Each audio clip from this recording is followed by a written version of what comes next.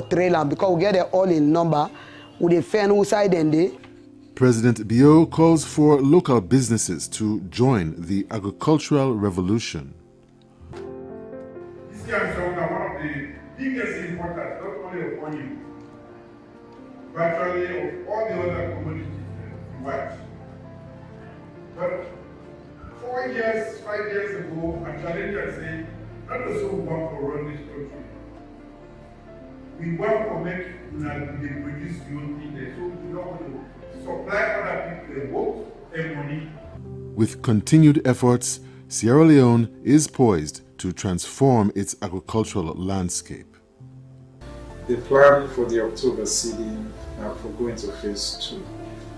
The phase 2 will take me to 120 hectares of cultivation of land. In that we get 100 hectares will be onions and 20 hectares will be Irish potatoes.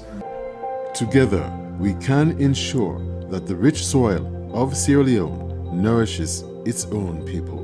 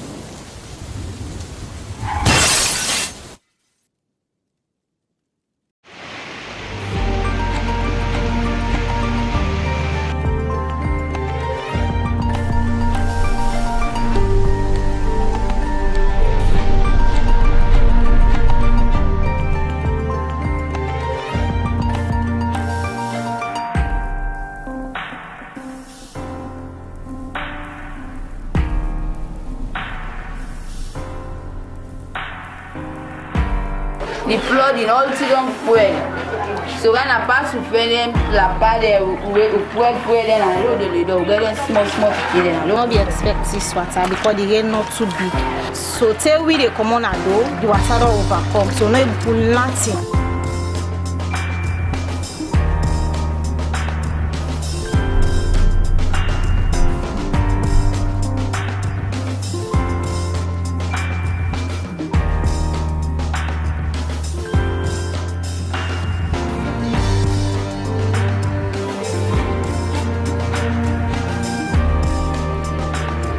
The Sierra Leone Broadcasting Corporation has several formats used as vehicles to carry the information processed by the institution. Radio has been the most dominant avenue, followed by television and now the internet. However, the specialization of journalists to report on the environment has seen many SLBC practitioners entering other arenas through fellowships across the continent and worldwide.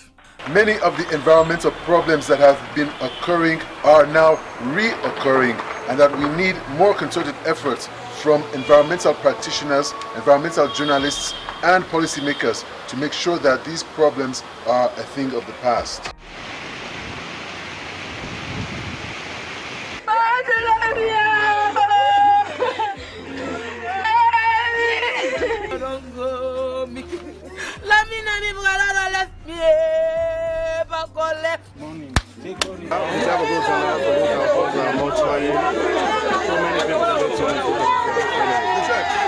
Public outreach and rural cinema have also been utilized by SLBC environmental journalists to overcome information gaps caused by lack of access to electricity in remote areas such as national parks. Phone-in programs, discussion programs, documentaries, and news coverage have all been utilized by the SLBC to widen the scope of public knowledge about the environment. Sierra Leone's ranking as one of the world's top 20 nations vulnerable to climate change is not an enviable accolade. However, the particularities of Sierra Leone's topography, geography, and social demographics requires that everyone in this nation of 8 million people must be aware of the individual and collective commitments required to reduce global temperature and to stabilize the environment locally.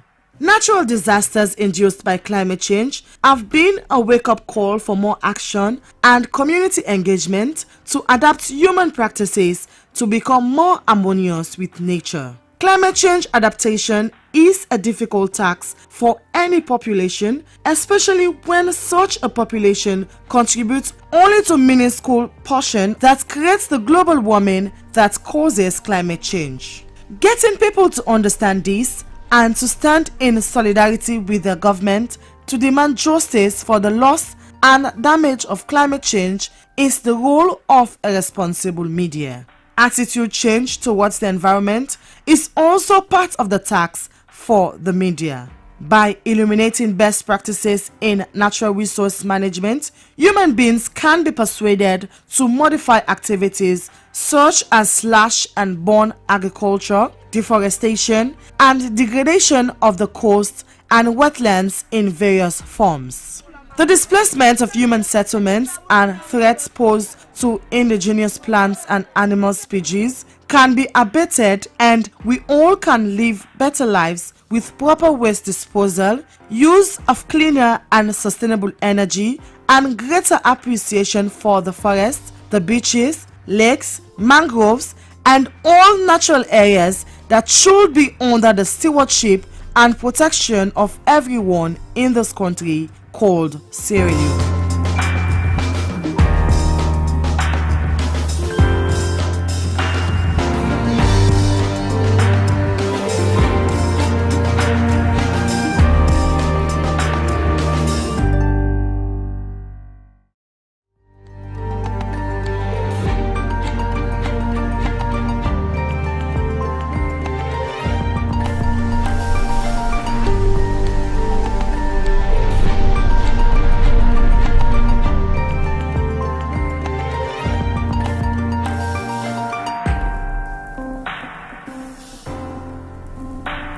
At the turn of the century, people across the world were just realizing the outcomes of the Earth Summit in Rio de Janeiro, which gave us the 3 Earth Conventions guiding our future relations with the environment through 1. The Land UN Convention to combat desertification, 2. The Life Upon the Land UN Convention on Biodiversity, and 3. The Atmosphere UN Framework Convention on Climate Change. In Sierra Leone, a 1995 consultative conference on the environment sets the pace for policy and legislative reform for the environment for the next 3 decades. Well, welcome back to News Hour on the SLBC. In 2010, the SLBS was also transformed into a public broadcaster with United Nations support, thus enabling the now SLBC to also reflect on its programs for the environment in line with the UN Earth Conventions and the Sustainable Development Goals. This is News Hour on the SLBC. We'll now take a short break. A program such as EnviroScope has been running since 1998, focusing on local environmental topics, how the war in Sierra Leone was impacting natural resources, and allowing a dialogue to develop between a growing civil society voice for the environment and a new breed of technocrats who understood science better than their public sector predecessors.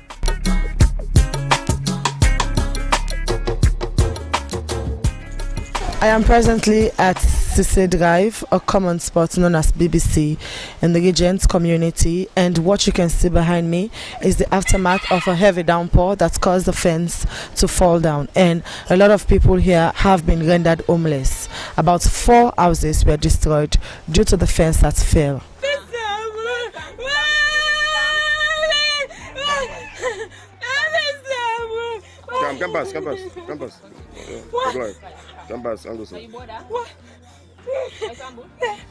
Calm down, calm down, calm down. It's okay, yeah. Continue, tell your story.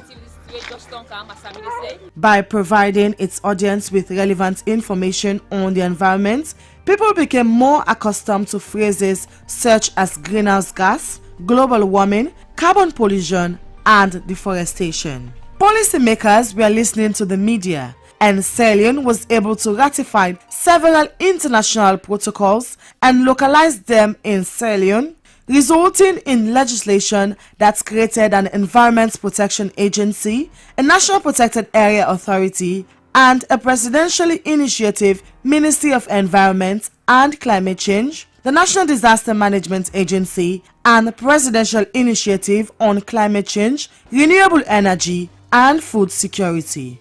Staff of the SLBC specialized as environmental journalists, and since then have trained more than 70 additional journalists from across the nation to report on the environment and become more entrenched in further educational pursuits that enhance public knowledge on climate change.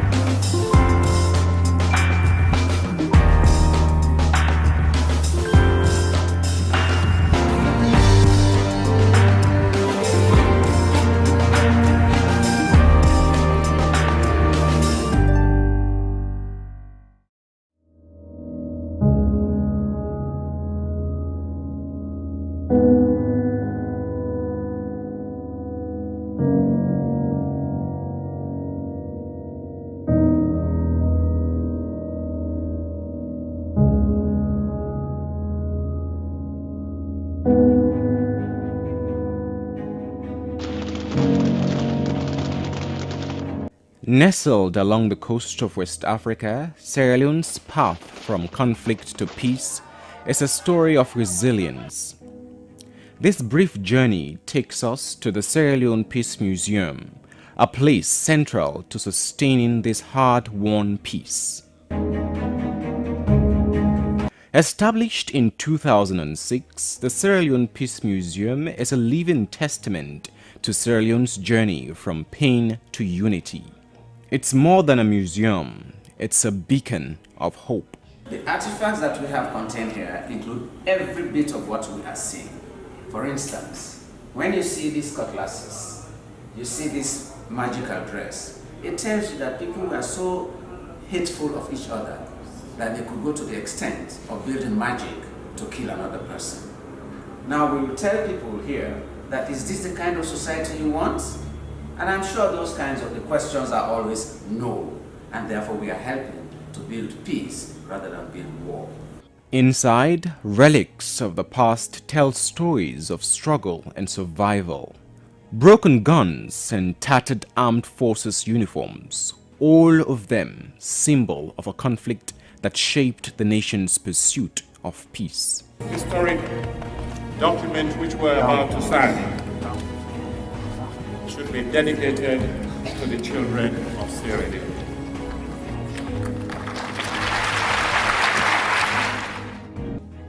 The museum also safeguards crucial peace agreements.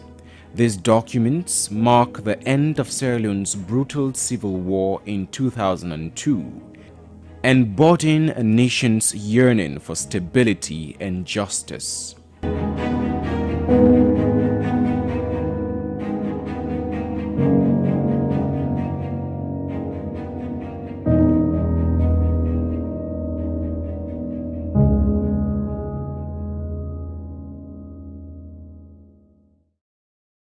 Many of the vendors at Model New Road and Upgon expressed concerns over their livelihoods and the impact of the demolition on their families. According to them, the aftermath of the demolition has left them in dismay. I am a hairdresser providing manicure and pedicure services, and I dress brides. These are the skills I practiced in Nigeria. So before I sit on our host, see no more than a granite service. For no more able to survive because some of free and microcredit. Then I pay me microcredit back then, and therefore feeding our host back. We really dey suffer under rain, under sun, now sufferness labor. We endure extreme conditions under the rain and burning sun to survive. None of us have husbands in offices. We must sell to support ourselves and our children. For me to survive. And we begin at the university. The one don't sit to us back. Now you need some finances government who they make papa government. They are met to support. A long-time vendor who has operated his business for over a decade at Upgon, Isa Kanu, said he has all the necessary documents from the Freetown City Council that permit him to conduct his business. He urged the SLRA and the police to hear his cry and reconsider their decision. We survive now here in the beginning. It's the beginning of the good college. I for survive. I wonder where I can survive with my children who are in school. They do not provide me with other options because of the documents I have. The demolition has particularly affected those who depend on street trading as their primary source of income. Another affected person at Upgon, Adama Kagbo, also shared a plight, stating her family relied solely on her business, but with the demolition, she is worried about how she will provide for her children. That's another my sister. All things they go to us, so I don't sell, I go pay. I have nothing. I rely on credit for everything I sell. And now I have accumulated debt in my business. Where will I find money to pay it back? I got to pay people and I don't cost. We send me the pull that money register. Also this way some come. I just for do lunch. School don't lock. I not get man. 5 people then I just. We send me the pull. What are the eat? In response to the growing dissatisfaction, SLRA officials and the police are expected to meet with the affected vendors to discuss potential solutions and alternatives that could accommodate both traffic management and the needs of street traders. Many affected individuals remain hopeful for a resolution that balances public safety and the rights of vendors to earn a living. SLBC News are in Freetown. Christian Akama reporting.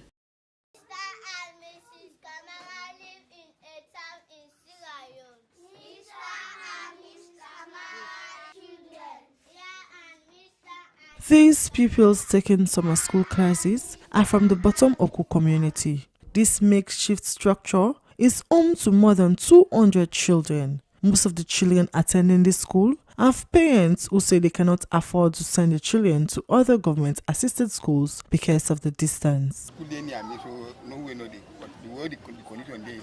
I choose to send my children here because it is closer and the teachers are good too. For us, we cannot afford expensive schools, so we choose to send our children here. But sometimes I feel worried because of the condition of the school. But we are calling on government to support our children's education. Let government able help we holding at the community for this school. Let them put hand on this school so that we be able to enjoy the environment. There are no windows, there are holes on the roof, which makes it worse when it rains. The furnitures are old and outdated and unfit for use in a modern-day learning environment. The school has 4 teachers, 2 of whom are qualified. A lot of constraints like the structure of the school, like when it is rain, also there is no furniture. We are going a lot of constraints, like the teachers. We need some teachers, like some of us are not well qualified. As for me, we have go out to meet some councillors and some who come and give us some talks, and when they will never come and they not come again.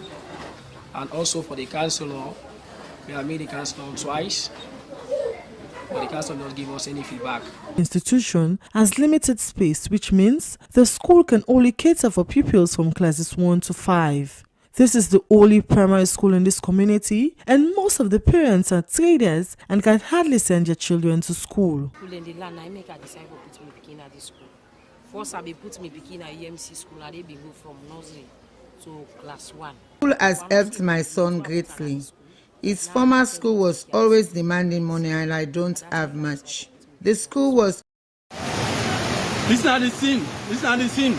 That was a distress call from a neighbor who captured the scene during the heavy downpour, which went viral on social media. 3 people were reportedly dead and 1 was missing. The victims were Amnata Sise, a 6-year-old girl, Selo Sise, an adult female and mother-in-law to Mr. Toure, and Ali Sise, a 1-and-4-month-old boy. This is what remains after the makeshift structure was crushed by a collapsed fence just above it. The area itself is a waterway. The National Disaster Management Agency said it made relentless efforts to respond swiftly to the situation. So with that, this morning, a team of NDMA, even in that, starting from in the evening yesterday, a team of NDMA went in the search of the corpse, which I think to this particular morning, 3 bodies have been discovered. We are here right now. We spoke with some members of the family, to evacuate the scene, so that because we are still expecting more rain to come, so we are still pleading with them as we are doing our search and rescue. Emotionally, Ali Toure, the father of the victims, explained his ordeals. Yesterday, I did not get water. Yesterday, I was at my home fetching water, and my mother-in-law was seated there at the veranda preparing fufu. I told her to hurry up because she catches cold easily. As I was done saying those words, I just heard a loud sound like a bomb. It was the fence that had collapsed and fell on my house. The water flows and swept off my mother-in-law and my kids. I could not see my children.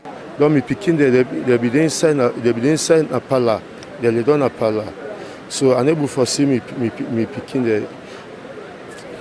For Samuel Sise, a resident, building of houses closer to the waterways and unregulated disposal of waters led to the unfortunate incident. So the water a bat, then the moat and then gates we can inside the compound. There is no waterway here. It definitely finds the way for itself and hits the wall of this compound, and the wall fell on the makeshift structure below it, and that led to the problem occur here. This compound in your wall, wait for them.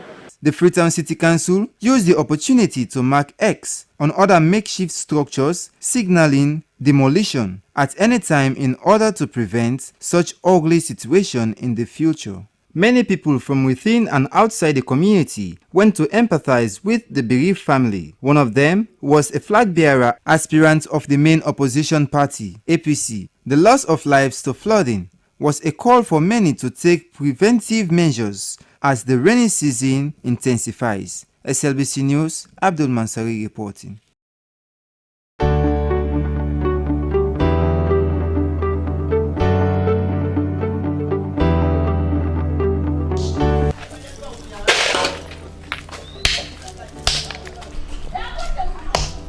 In the heart of Sierra Leone's capital, Freetown, a hidden economy thrives. A harsh, dusty, and dangerous trade that keeps food on the table for hundreds of low-income families. This is the world of stone breaking. In the hills of Leicester and Kontolo communities in Freetown, stone breaking is not just labor, it is life. For many, it is a generational hustle. Women, children, even teenagers all battling boulders with bare hands and bruised hope. We pay for because they survive. They don't pay for it till they reach this stage. Because now we're 9. We're 9 where mama born. So now 3, now 4 second 6 was. But the one is it last year I don't make come up. So this year now all up for us.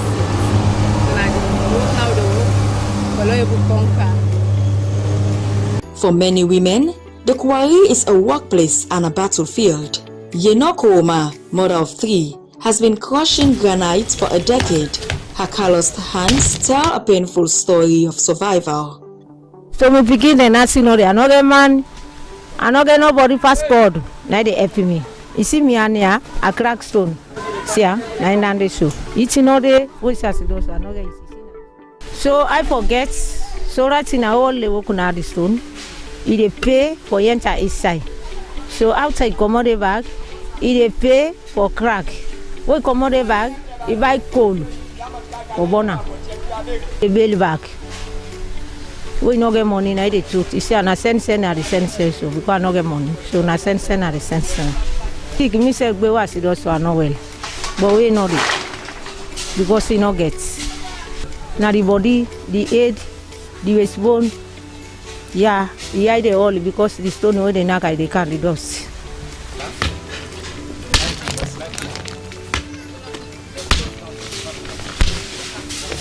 Well, first of all, this work I don't do for the past 7 years. Yes. This work I did use for pay me school fee, and also this work now they use for feed me, take care of me, clothe me. So now for this work. Without this work, if not to God, this work not able to survive. So this work here I did use for pay me school fee, buy things there for me, give me lunch, do plenty things for me for this stone here. Well, my mommy did for this work back in daddy did for this work, but I don't lost me daddy. So now mommy all day for this work here. Also they must feel pain. Wait all the they must feel pain. If you say back they stop for knock the stone, after I don't stop for knock the stone, you tell you before say they stop for knock stone, left for go back through pain, left for get pain back. Because that left for you don't left the stone, you know the knock again every day the pain they grab for you. Like you as a woman, way before say they for knock stone. Later now you don't stop for next you go through more pain. That stop we don't stop. We don't carry age, they go through more pain. I make some man where they work at the put some man for this to work here and don't scrap. You don't get one eye for this work, you foot door with yourself, but still I said God thank you because I do this work full and not get nothing no issue. And I want to tell some of my colleagues there who did not give up on this work. Because who said God say na day for day first, na day for day. This work cannot help a lot. If you see you parents they do this work here, nothing can say na possible for they do this work here. No, this work not mean poor. Who said God put you for study for day? Not to see before you go thief, before that can knock stone. Some man don't go thief. Some man are staying with the knack, but don't go thief. But this don't help much people there. Some man don't build. Some man are they pay school fee for go university. But me moon, I make time when I make a say the knock this low before I go thief. I don't want to go thief. I don't want to make the same so I don't do. I make moon accounts. I decide in mind to say, wow, follow me, pay and therefore knock this stone here. But why they knock this stone here, I see the benefit. Because without this stone, after God, this stone I ain't make for the eat. This work here, like the land itself, but learning. Because this is only God grace. Because we not take time this. We agree.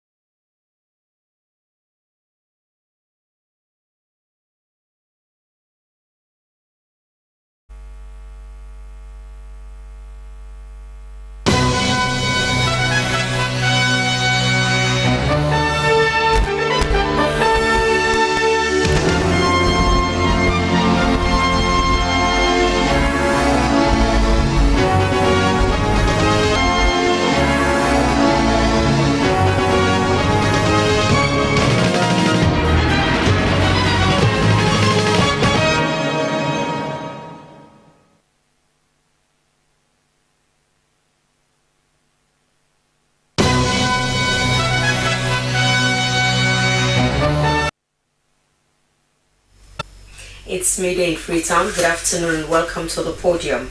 Our quote for today is from an American activist, Marian Wright Edelman, and it says, "Education is the most powerful weapon you can use to change the world for the better." Coming up in this edition of the podium, as schools reopen today, Sierra Leone Teachers Union declares indefinite nationwide strike action. Teaching Service Commission reinstates suspended unverified teachers. And the country's new criminal procedure law to commence on the 16th of September 2025. All these and more coming up in this edition of the podium. Be part of it. Send your messages to the number on your screen, 030-073-719, or you leave a comment for us on our Facebook page, slbc.sl. The program is a podium live on SLBC. My name is Daphne Zainab Kamara.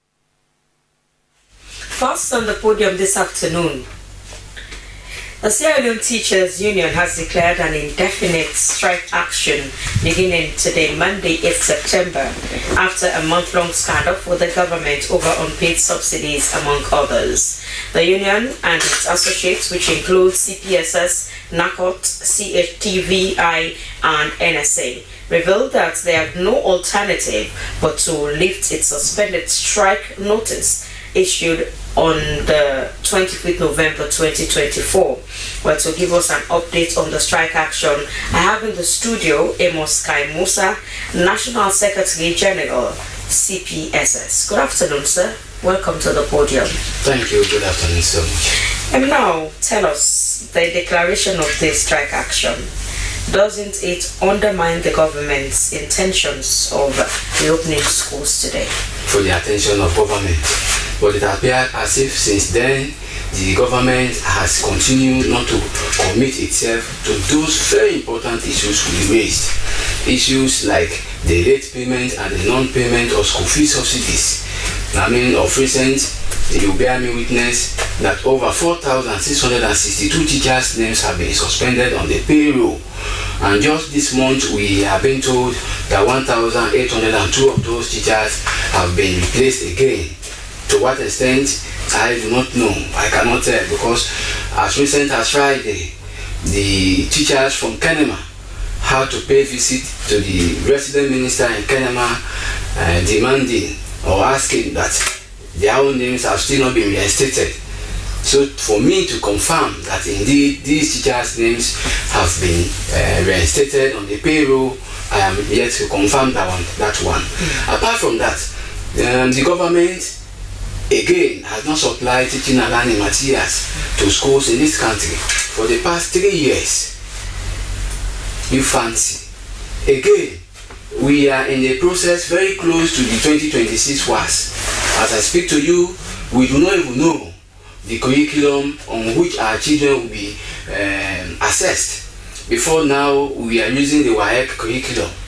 But of recent, the government has introduced a new curriculum that has a 5-stream faculty.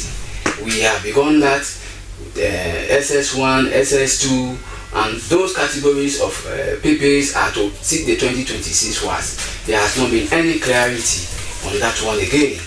And again, the performance-based finance we are saying are those things that are actually impeding the reopening of schools, especially on the slated date, which is today, the 8th September 2025. So can you confirm that no government school or government-assisted school are open today? Can you confirm that? Yes, I can confirm that one. So no teacher, all across the country is in class, teaching, in class. as I say. We are paying. It's relatively low, but numerically small, that we cannot even keep pace with the rolling of the schools any longer. For instance, the 50 loans they are paying for the JSS PPs is very small, very meager. 60 for SS. This, amongst other things, are what we are actually pushing. The government see the need to actually increase this unit rate per child, because those items we are buying on the market in 2018, whatever cost, I mean, you cannot match up with that cost any longer, taking the market price into consideration. Okay. So in essence, you're saying the free quality education is taking a toll on the services you render in the schools, lifting the burden off.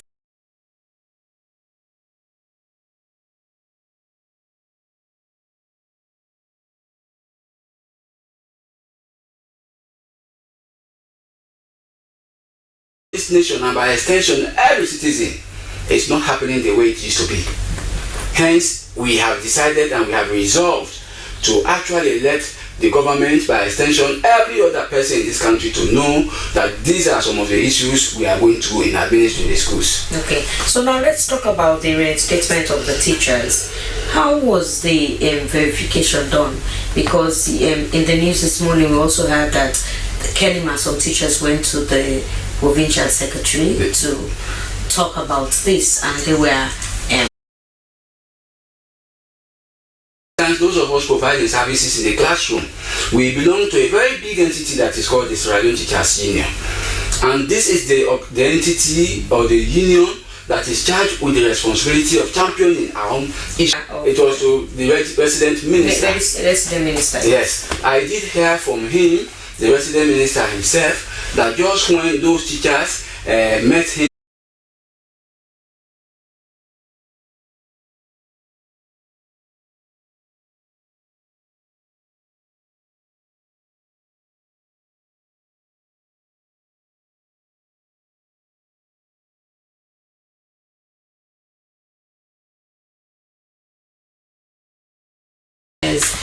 as we've been talking about this issue after it happened, the commission has been proactive enough to have initiated actions to ensure that we do not get to this point. And over the weekend, I think it was between Friday and Saturday, there was a public notice from the Teaching Service Commission, because on Friday we had a confirmation from many fund to have been paid their August salary together with their September salary. So I want to, because we still have some teachers that are saying we have gone to the TSC office and we expect that our names were supposed to have been part of those that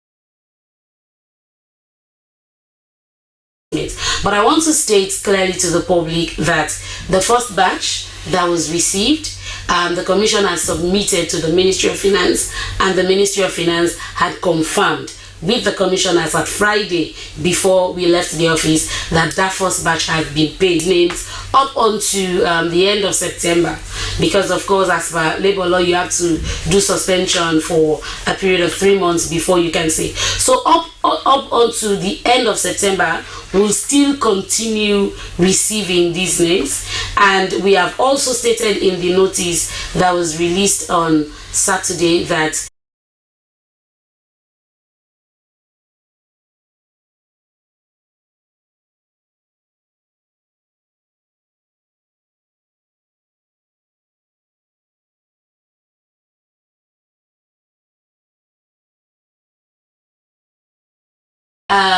getting real-time data on all the teachers that are in schools across the country, from public as well as private schools. But the verification was to verify the existence of teachers on government payroll.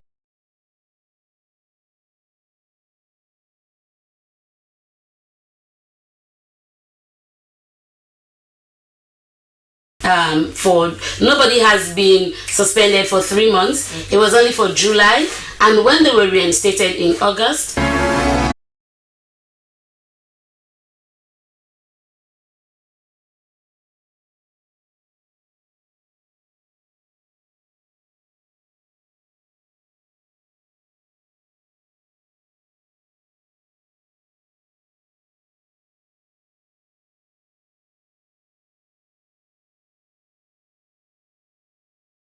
it's just like a collective effort.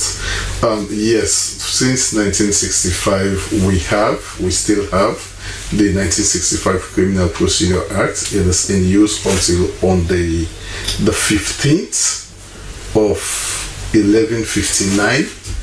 It will finally be considered or be repealed by the new Criminal Procedure Act, which is the Criminal Procedure Act of 2024.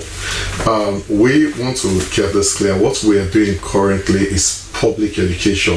We've seen people making comments on legal issues, and they are misinforming people. People are saying they are legal communicator, writing all sort of things. But what is significant